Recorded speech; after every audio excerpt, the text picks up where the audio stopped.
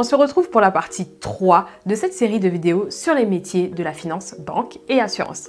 Check les vidéos 1 et 2 pour voir ce qu'il est possible d'y faire. Je présente le métier de chargé de financement. Il ou elle va conseiller des clients publics ou privés dans le cadre de projets d'infrastructure, télécom, transport, bâtiment, énergie ou des besoins de financement classiques. Ce professionnel construit des solutions de financement sur mesure en tenant compte des délais, des coûts et des risques du projet. Le chargé de financement trouve avec ses clients ce qu'on appelle un montage financier et juridique équilibré. Prochain sur la liste, celui d'auditeur financier. Contrôler les comptes d'une entreprise, voilà le rôle principal de l'auditeur financier. Qu'il ou elle le fasse au sein d'une seule société ou dans un cabinet d'audit au service de plusieurs entreprises, son métier est fait de chiffres et de calculs. Quelles sont ses missions? Enquêter, diagnostiquer et rendre des conclusions sur la santé financière de l'organisme audité. Ensuite, nous avons l'analyste en fusion et acquisition. Dans le domaine, on parle de M&A pour Merger and Acquisition, qui accompagne les entreprises en cours de fusion ou acquisition dans le cadre de leur montage financier. Ce métier de conseil aux entreprises favorise et assure leur croissance externe en identifiant les opportunités de vente, de fusion ou de rachat de sociétés. Il ou elle va détecter les opportunités d'affaires et est en mesure de saisir les meilleures solutions pour financer les transactions les plus